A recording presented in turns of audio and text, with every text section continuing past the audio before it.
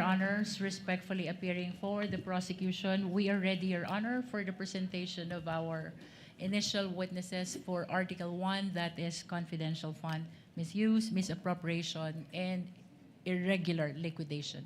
Good morning. Appearances for the respondent? Good morning, Your Honors. Same appearances for the respondent accused. Good morning as well. Will the lead prosecutor kindly call their first witness for this morning? Your Honor, may I request that the head prosecutor of Article 1, confidential fund, the Honorable Joel Chua, be recognized, Your Honor. The Honorable Chua, member of the panel of prosecutors, is recognized to call their first witness to the stand.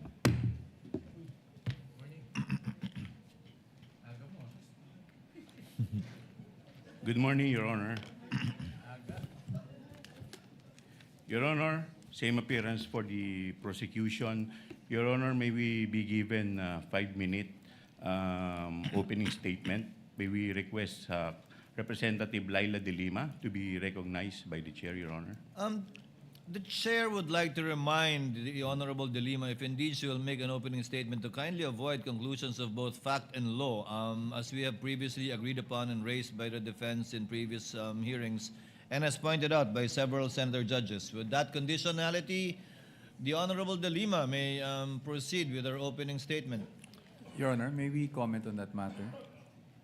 Yes, what is the pleasure of Attorney Poe?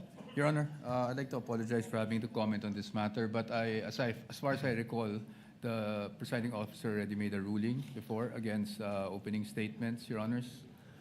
Again, I will be very conscious, Honorable De Lima, with respect to statements of fact and law that are not coming out from the mouth of any witnesses you will be presenting. So kindly be precise and short with respect to your opening statements. You may proceed, ma'am, subject to those reminders. Thank you, Mr. Presiding Officer. This is about 5 minutes or a little more than 5 minutes.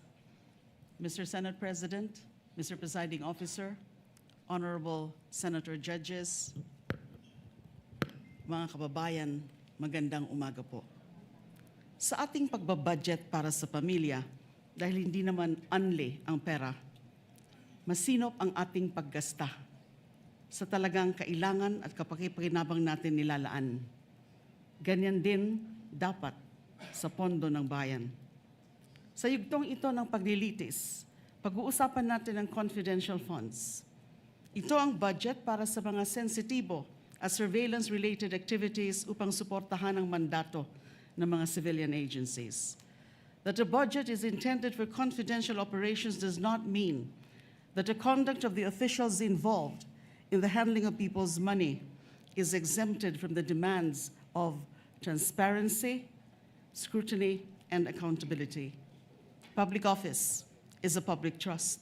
Yan ang sabi ng konstitusyon. Sakop nito ang lahat na nasa gobyerno. At ang utos na yan ay hindi pwedeng balewalain dahil confidential lang o confidential ang pondo. Ang confidentiality ay para protektahan ang lehitimong operasyon at informant. Hindi ito pahintulot para mag-imbento ng pangalan at dokumento. Hindi ito palusot para ibulsa ang pera. Kung confidential ang pondo, lalo pa ngang mataas ang pananagutang kaakibat nito. The Constitution entrusts this court with the solemn duty to determine whether the respondent Vice President committed culpable violation of the Constitution, graft and corruption, and betrayal of public trust. That she did. This case, Article 1, is about 612.5 million in confidential funds entrusted to VP Sara Duterte through the Office of the President and the Department of Education. This is not about one missing receipt. This is not about a clerical error or accounting mistake. The evidence will reveal a pattern, a systemic course of conduct that, taken as a whole, demonstrates graft and corruption Your Honors, and betrayal of public trust. With the permission of the Honorable De Lima, yes, Counsel for Your Respondent. Honors, again, Your Honors, I think we have to object to the statements being made by the Honorable De Lima, with all due respect, of course. Your Honors, they can do that through the offer of their evidence, Your Honor. Chair will instruct the this is Honorable De Lima another to kindly limit her statements. I was listening intently in the beginning. It was okay, Honorable De Lima, but later on, you did make conclusions of law already, which the chair orders to be stricken from the record. You may wind up, Honorable De Lima, but kindly avoid conclusions of fact and law. Your Honors, please, if I may just be given just Yes, a few seconds. Your Honors, ang naging problema natin nung huling pagkakataon na pinayagan natin yung ganitong statement at sinasabi na nga ng presiding officer is kahit naman i-strike off the record natin, narinig na po at nasabi na. So to allow, Your Honors, again, a continuation of such is really goes into the matter of fair play, Your Honor. Honorable De Again, Lima, with all due kindly respect, wind Your up. Honor. Again, you were forewarned beforehand to kindly limit your statements. Hence, you are faced again with a similar situation. Kindly wind up, Honorable De Lima, and call your witness. Ang dami pong malalampasan sa aking opening statement because Yes, this is but, supposed to be an again, overview it is the of the court's case, position, the overview of the evidence. to let the witnesses speak, not the counsels, insofar as the evidence is concerned or conclusions of both fact and law. Kindly wind up, Honorable De Lima. I submit to your honors, and so I will wind up. Kapag ang isang impeachable officer, tulad ng pangalawang Pangulo, ay nabuso ang kapangyarihan sa paraang sumisira sa accountability Same o objection, Your sumusuway Honor. sa pananagutan, dapat pa ba siyang pagkatiwalaan? Dapat pa ba siyang manatili sa pwesto? When the Filipino people entrusted their money to Vice President Sara Duterte, was that trust honored?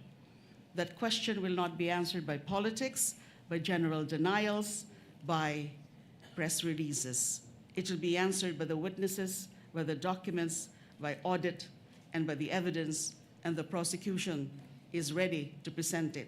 Sa kabuuan ng ebidensya, makitang hindi lang mga simpleng irregularidad ang nangyari. Objection, Your Honor. Malinaw Again, ito. objection, Your Honor. Honorable Ang De Lima, I would sistematikong have to paraan. stop Honor, this you. is out of I would have line. to stop you at this point. The continuing objection of the respondent is duly noted. I would have to stop you at this point. And I have to my stop due now. apologies, but kindly call your witness already. Thank you, Your Honors. I submit. Thank you very much. Kindly call your witness, Representative Chua. Thank you, Your Honor. Your Honor, we are going to present our first witness in the person of Ms. Violeta Constantino. The clerk of court, through the sergeant at arms, is instructed to situate Ms. Violeta Constantino to the witness stand.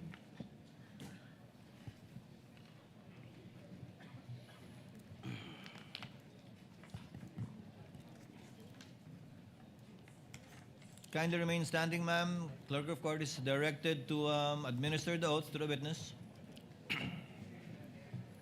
Please raise your right hand, ma'am. You, Violeta Constantino, do swear that the evidence you shall give in the case now pending between the Philippines and Vice President Sara Zimmerman Duterte shall be the truth, the whole truth, and nothing. Of Ms. Violeta Constantino to prove the following. Una, na si Ms. Constantino ay isang retiradong department manager ng Land Bank of the Philippines, Show Boulevard Branch from May 2017 to January 2024. Pangalawa, na ang Land Bank of the Philippines, Show Boulevard Branch, ang nagproseso ng encashment ng 4 na cheque payable sa isang Gina F. Acosta sa halagang 125 million each sa mga sumusunod na cheque.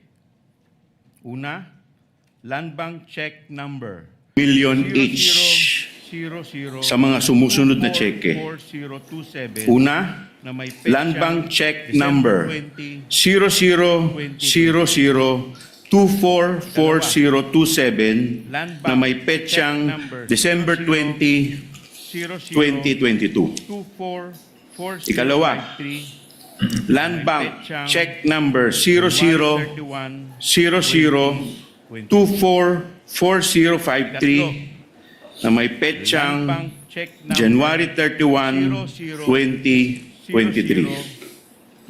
Ikatlo, 245511 Land Bank check number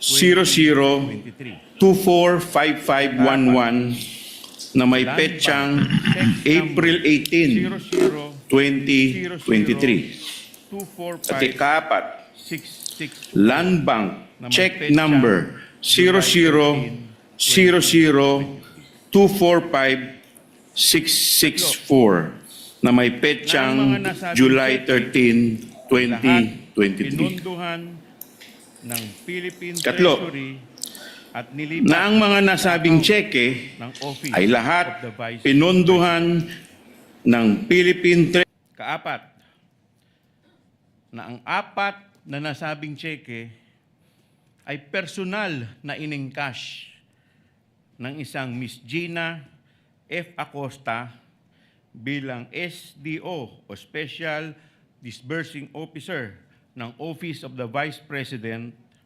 noong December 20, 2022, February 6, 2023, April 25, 2023, at July 14, 2023. Ikalima,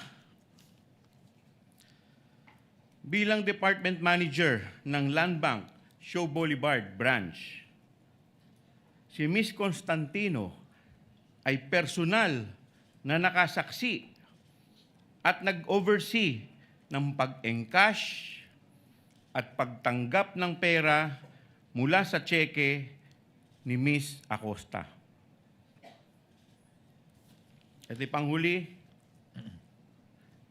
kaanim, iba pang mga bagay-bagay na may kinalaman dito sa impeachment case in relation to Article 1 on confidential funds and in relation to the aforementioned purposes, Your Honor. The Honorable Chua, For comment, Your Honor.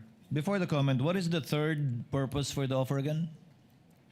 Your Honor, that all were funded by the Philippine Treasury and drawn against the account of the Office of the Vice President. Thank you. Comment from the Council for Respondents? Subject to cross, Your Honor.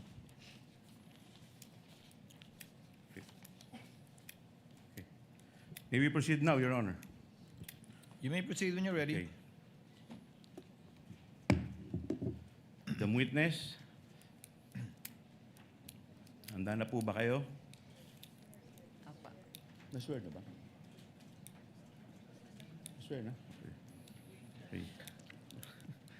Madam Witness, para lang tayo nag-uusap, kaya relax lang po kayo. Bilang preliminary matters, Madam Witness, pwede po ba kami po ay interesado? Ano po ang inyong pangalan at iba pang mga personal na detalye? Ako po si Violeta Constantino, a retired employee of the Land Bank of the Philippines. Okay. Sabi po ninyo, kayo ay retired employee ng Land Bank of the Philippines. Madam Witness, gaano po kayo katagal na nagtrabaho sa Land Bank of the Philippines bilang isang empleyado? Nagtrabaho po ako sa Land Bank for 32 years na po. Okay.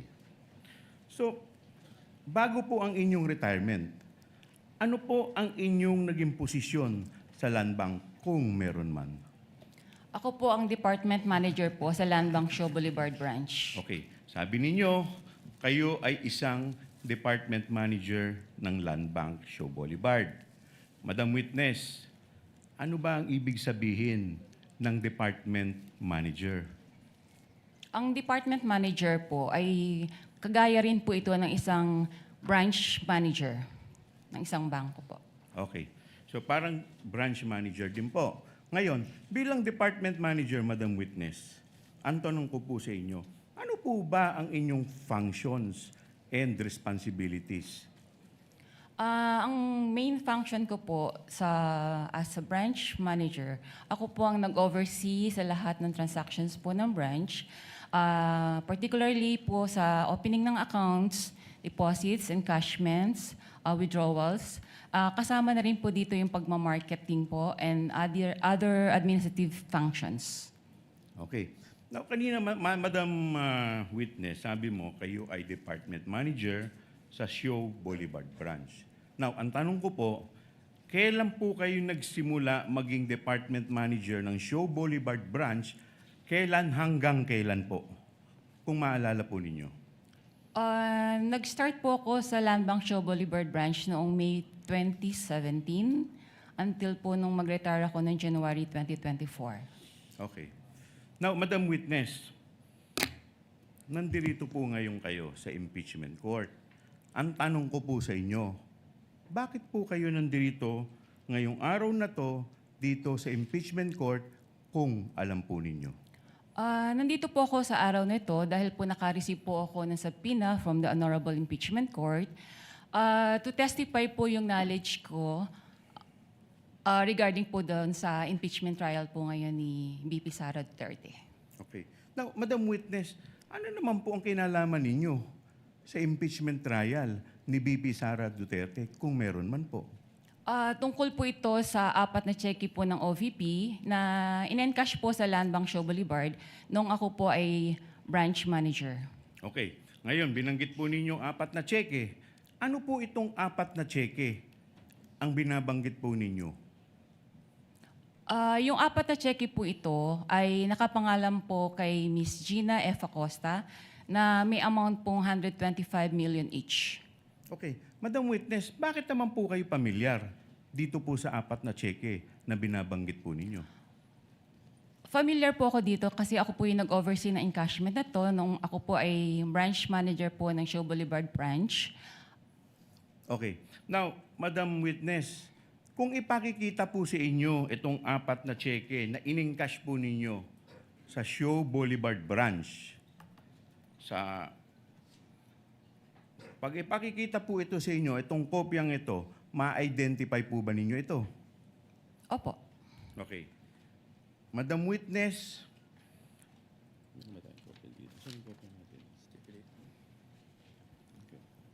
Your Honor.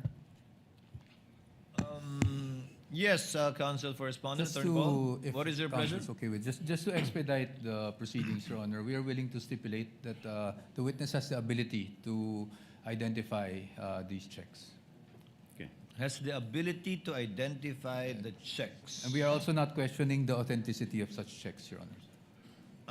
For the reference of the senator judges, you're referring, Attorney Poa, to the 4 checks which are common exhibits of both parties. That is correct, Your Honor. Can we, just to confirm, Clerk of Court is directed to kindly show on the screen the checks being stipulated to and admitted by the respondent. It should be exhibit P128 to P128A1 for the prosecution and exhibit D1130 and D1130 OVP1. Is that it? That is correct, Your Honor. So this is one of the checks. Yes, Your Honor. Kindly also show the other exhibits that the respondent is stipulating to so that the senator judges can catch up.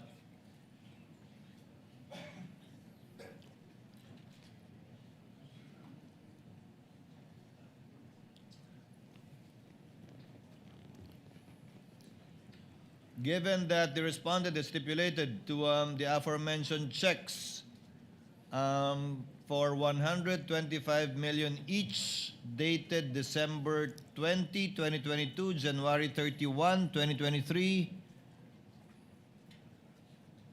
April 18, 2023, and July 13, 2023, correct?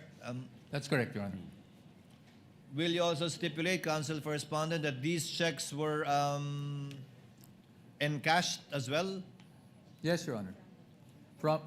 And that these checks were from the Treasury of the Philippines, and the payee was Gina Acosta, Your Honor.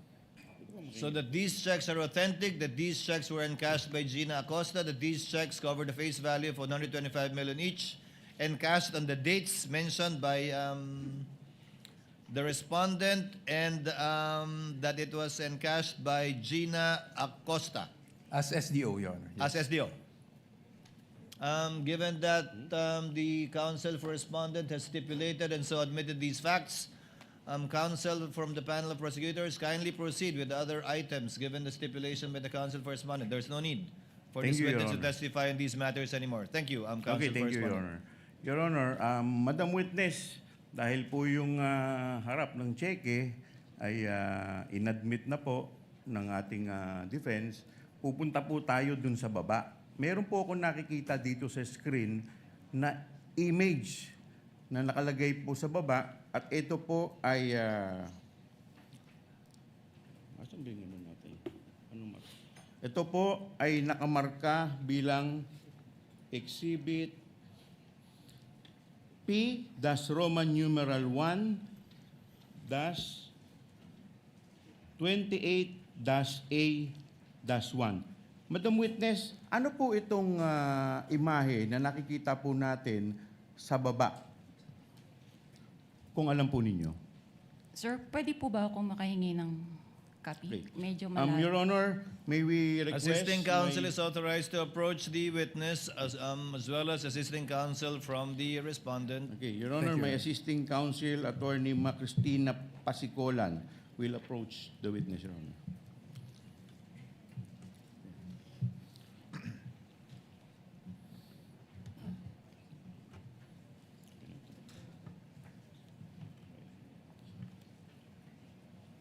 The clerk is instructed to kindly magnify the sub-marking being alluded to by the counsel from the panel of prosecutors. Yung nasa baba po, na may marka po na binanggit ko pong exhibit. Pakiulit po, please. Dito po sa cheque, dito po sa screen natin, meron pong imahe. At meron po ditong nakamarkang Exhibit P-1, Roman numeral 1-28-A-1. Ano po itong imahe na to, kung alam po ninyo? Yung po bang certified true copy po? Huwag po kayong tumingin dito sa screen. Diyan po sa, yung imahe po, yan po. Doon po sa isang malaking box. Yung malaki. Ano po yan? Ito po yung mga pirma po ng mga empleyado ko po noong time na na-encash po yung check. Okay, nasaan po yan? Saan bahagi po ng cheque yan? Doon po sa 3 boxes. So yung Madam Witness, pwede pong pakilapit po yung inyong... pakilapit po sa mic, yung para marinig po tayo. Yan. Okay. Yan pong imahe dyan po, sa baba po ng, di ba, yung taas po, yan po yung harap ng cheque. Ano po yung imahe na nasa baba? Ano po yan? Bali po, ito po yung signature verified by po ang nakalagay. Pirma po ito ng aming verifier. Okay, saan po nakalagay yan? Sa may? Sa upper ano po. Sa Yung dorsal? pong- Sa likod dorsal po side ng ng cheque. Okay. Opo. Now, Yung una Madam pong Witness, box. dito po sa box na to, meron ditong 3 maliliit na box. Pwede po bang mai-request yung box na to na medyo palakihan at i-zoom po? I-zoom po, papalapit. Yan. Pwede po bang pataas? Pataas, paharap. Pa-rotate po, paki-rotate po, paki-rotate.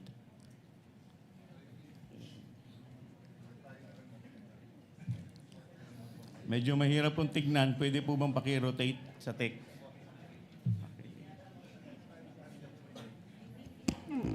Hindi pwede? Hindi pwede. Okay. Madam Witness, hindi daw po pwede. Now, Madam Witness, dito po, ayun. Okay. Now, Madam Witness, dito po sa box na malaking to, meron po ditong 3 box na napansin ko. Doon po sa bandang kaliwa, na unang box, may nakalagay po dito, signature verified by. At sa baba po nito, meron pong mukhang pirma. Now, Madam Witness, ang tanong ko po sa inyo, kaninong pirma po to kung alam po ninyo? Ang pirma pong ito ay kay verifier po ng branch. Okay. Now, Madam Witness, pag pumirma ang verifier dito sa box na to, sa signature verified by. Ano po ang ibig sabihin nito? Ang ibig sabihin po ng signature ng verifier ay na-verify niya po yung identity ng payee base po sa kanyang IDs na presinta. At the same time po, na-check niya rin po sa system na ito po ay may advice na galing po sa Office of the Vice President na pwede na pong i-release. Okay. Now, pupunta po tayo sa susunod na box na may nakalagay po ditong posted by. At meron din po ditong mukhang pirma. Now, Madam Witness, ang tanong ko po sa inyo, kaninong pirma po itong nakalagay sa posted by? Kung alam po ninyo. Ang nakapirma po sa posted by ay kay Teller po. Okay. So, Madam Witness, pag pumirma ang isang teller dito sa box na to kung saan nakalagay ay posted by, ano po ang ibig sabihin ng kanyang pirma? Kung maalala po ninyo. Ang pirma po ni Teller, ang ibig sabihin po nito ay na-encode na po niya sa system ang lahat po ng detalyado ng cheque. Okay. Now, pupunta na po tayo sa ikatlong box na may nakalagay pong approve by at meron din po ditong mukhang pirma. Now, Madam Witness, kanino naman pong pirma ito? Kung kilala po ninyo. Pirma po ito ng aming approver. Okay. Pag pumirma po ang approver dito po sa box na to, ano po ang ibig sabihin ng kanyang pirma? Ang ibig sabihin po ng pirma ng approver ay nakita niya po na ang pagproseso ng pag-verify po sa cheque ay dumaan po sa tamang proseso at ito po ay pwede na pong i-encash. Okay. Now, Madam Witness, bakit po kayo pamilyar dito sa tatlong pirma na binanggit po ninyo? Sila po yung aking mga staff nung ako po ay nasa Land Bank Show Boulevard pa po. Ako po yung branch manager. Okay. Now, Madam Witness, ang susunod ko pong tanong sa inyo, kailan po na-encash itong checking ito? Kung maalala po ninyo. As shown po dito sa dokumento na to, ito po ay na-encash ng 20 December 2022. Okay. Now, sabi po ninyo, as shown dito sa record. Ano po bang record ang binabanggit ninyo, Madam Witness? Ito po yung validation ng teller na naka-appear po doon sa ilalim. Now, Madam Witness, pwede po ba pakituro po sa amin, nasaan po dito sa parting to ng dorsal side Ito ng po. cheque, yung binabanggit po ninyo, Nasa ibaba po, lower right portion. lower right portion. Opo, Pwede po ba paki-zoom para po mas malinaw at para po sa mas makita po natin ng maigi?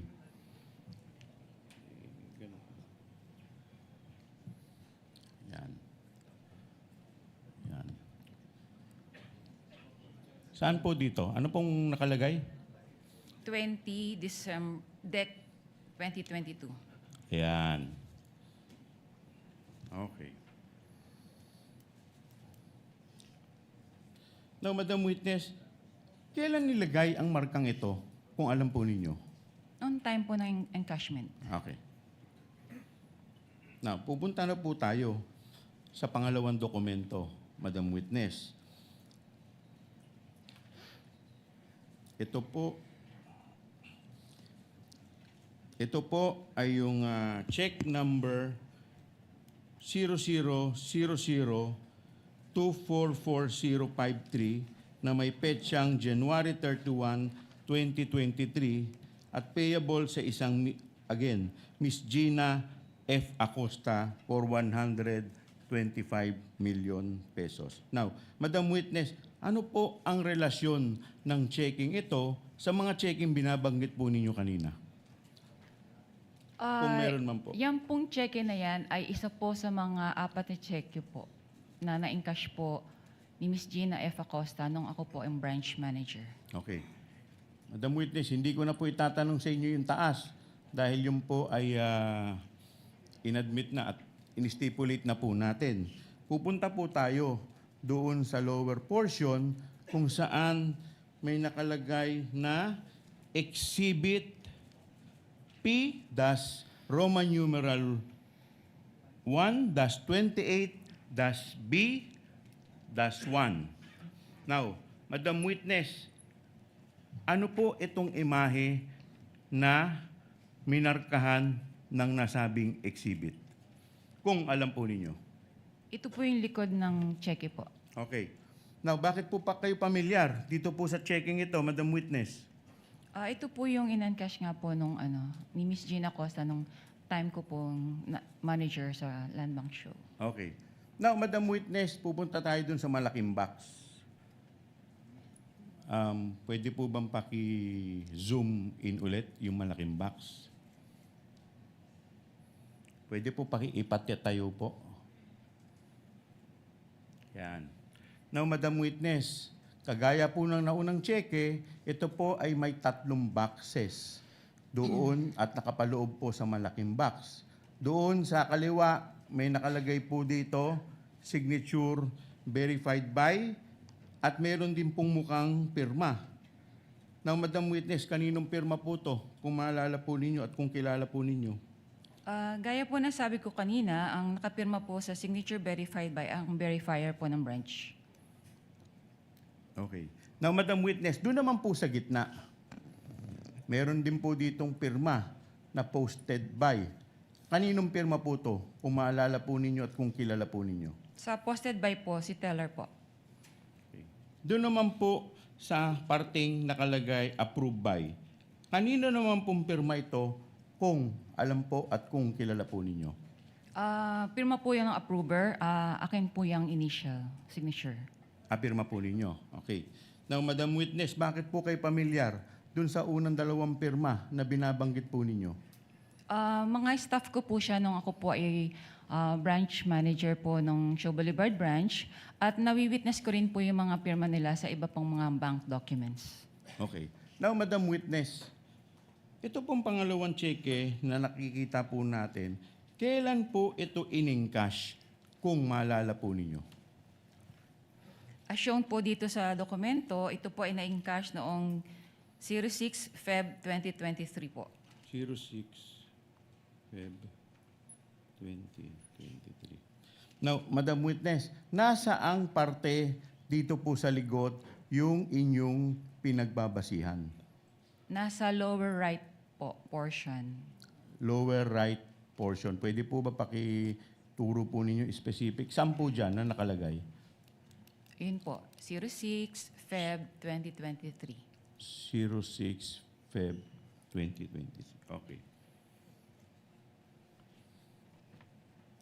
Now, Madam Witness, kailan po inilagay ang markang to kung alam po ninyo? Nung araw po ng encashment po niya. Okay. Now, Madam Witness, pupunta na po tayo sa ikatlong cheque. With the permission of the Honorable Chua, Attorney Poa, is this part of what you stipulated or no? Actually, The verifier's signature, the teller's signature, the approver's signature, as well as the date of encashment. to be candid, Your Honor, it wasn't part, but right now we are willing to stipulate the same. Your Honor.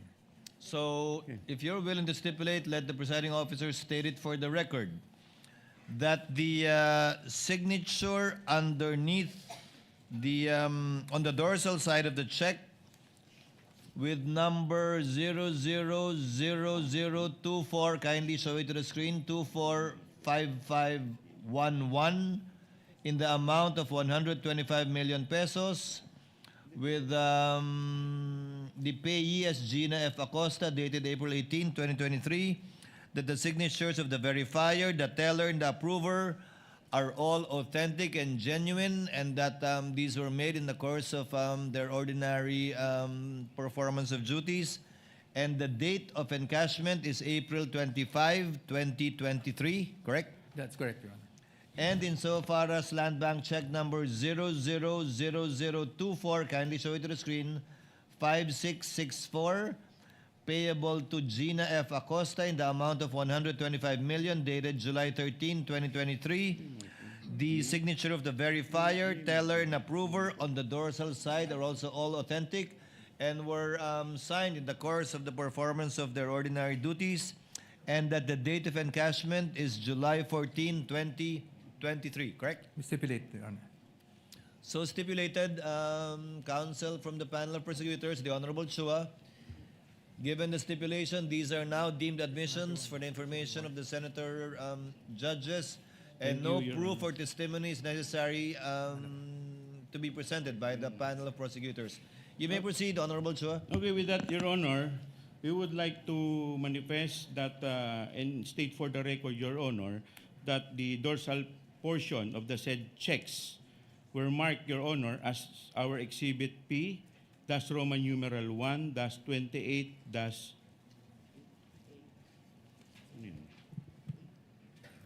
A, dash 1 for the first check, Your Honor, and for the second check, Your Honor, Exhibit P, dash Roman numeral 1, dash 28, dash B, dash 1, and for the third check, Your Honor, Exhibit P, dash Roman numeral 1, dash 28, dash C, dash 1, and for the fourth check, Your Honor, is Exhibit P, dash Roman numeral 1, dash 28, D, dash 1, Your Honor.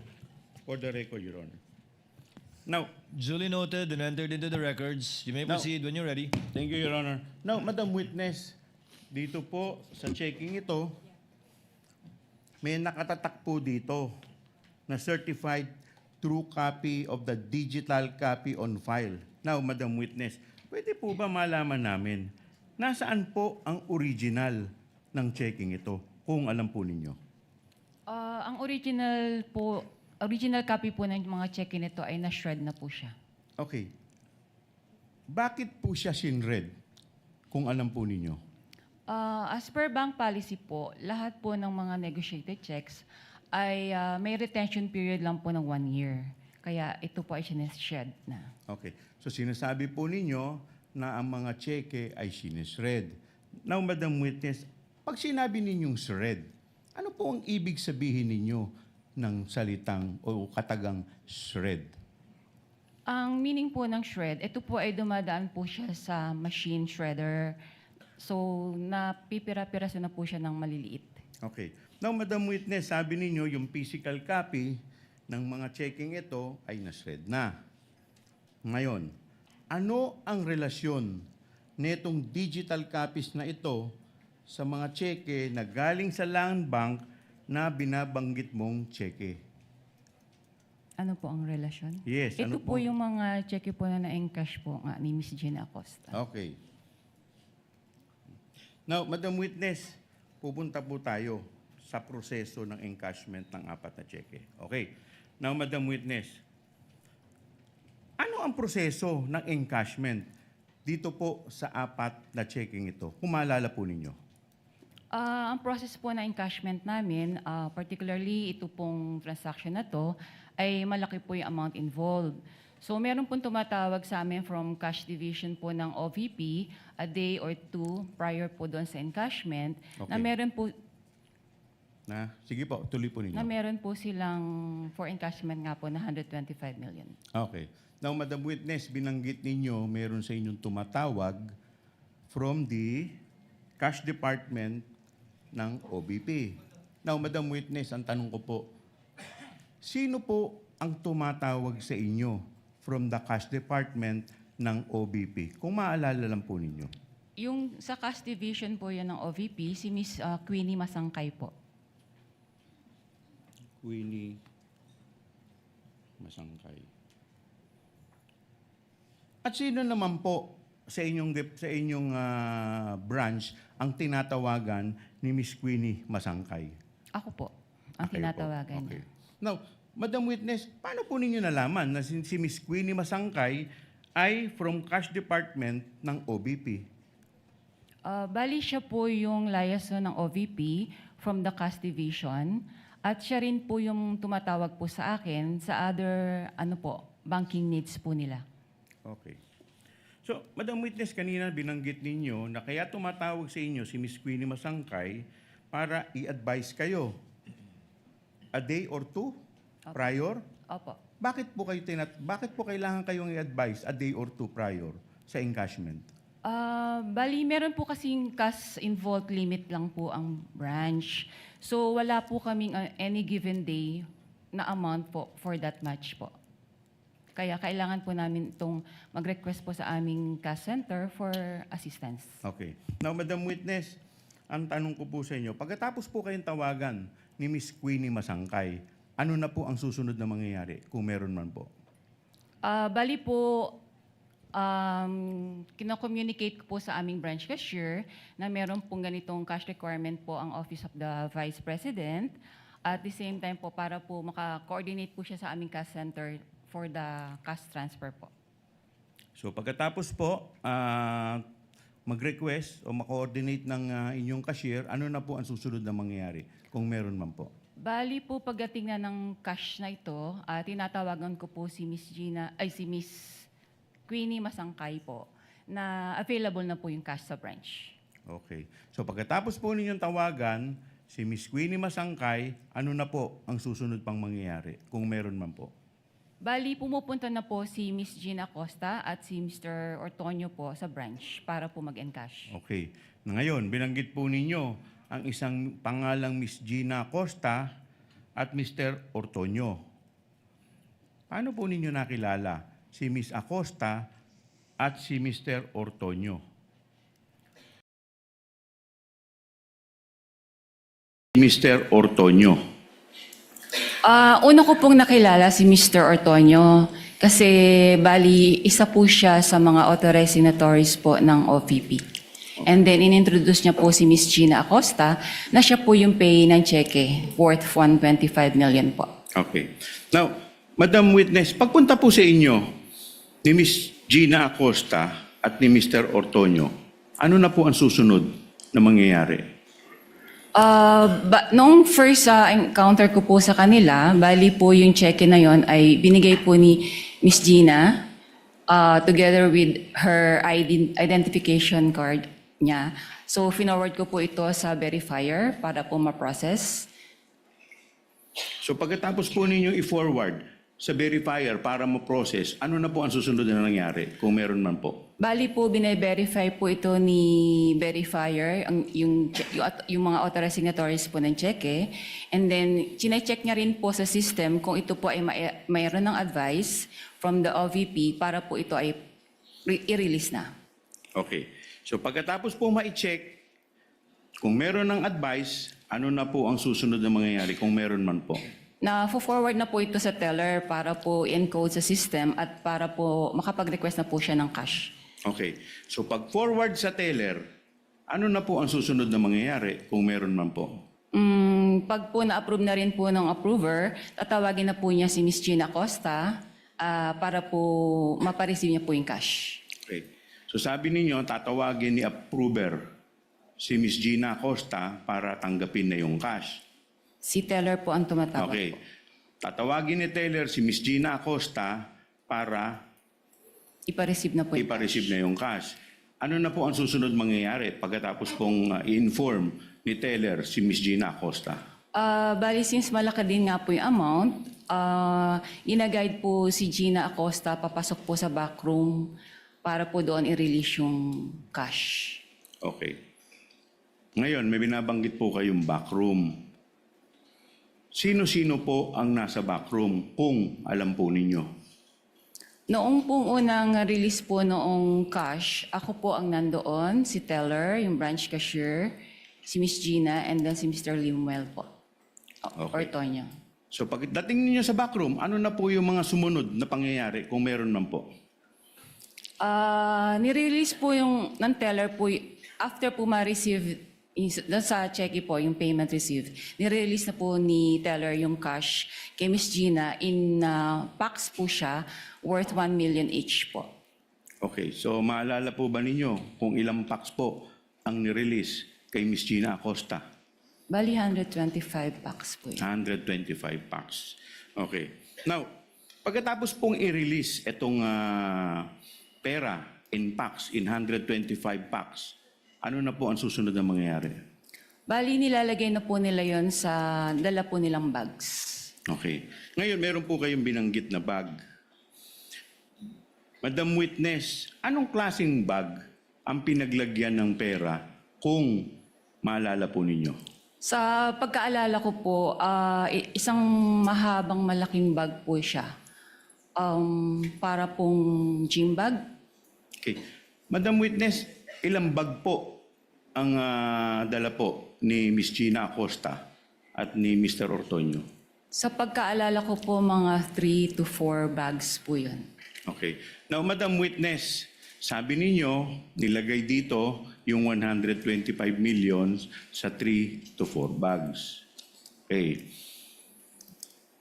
Ano na po ang susunod na mangyayari pagkalagay po nila dito po sa bag? Lalabas na po sila ng bangko. Okay. Madam Witness, si Miss Gina Acosta lang po ba? O may kasama pa po ba si Miss Gina Acosta at saka si Limuel Ortonio? Sa pagkaalala ko po, meron po silang kasama. Ilan po, kung maalala po ninyo? Hindi ko na po ma-recall. Okay. Now, Madam Witness, ang tanong ko po sa inyo, paglabas po nila, meron po ba sa bangko na empleyado na tumulong sa kanila para bitbitin po itong bag, kung meron man po? Wala po, sir. Bakit po wala? It's against bank policy po na tumulong po sa mga kliyente, ang mga empleyado, or even po yung security guards po namin. Bakit po yun against sa bank policy, Madam Witness? In case po na for safety and security measures din po, para po hands-off na po ang bangko once na ma-release na po yung physical cash po. Okay. Now, Madam Witness, ito pong huling tanong ko.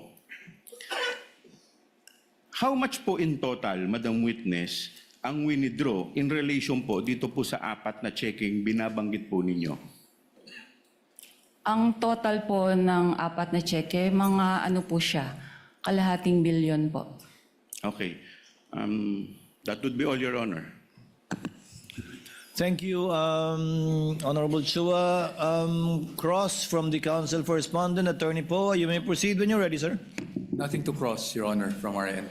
However, Your Honor, may I just make a manifestation just on the markings, Your Honor? Council may do so. Just on the markings of the check, we'd also like to put on record, Your Honors, that for check with ending 244027, dated December 20, 2022, this is marked by the prosecution on the face of the check as T-1-130-OBP. On the dorsal portion, it is D-1-130-OVP-1. For the second check, dated January 31, 2023, ending with 244053. On the face of the check, this is marked as D-1-131-OVP. Dorsal portion is marked as D-1-131-OVP-1.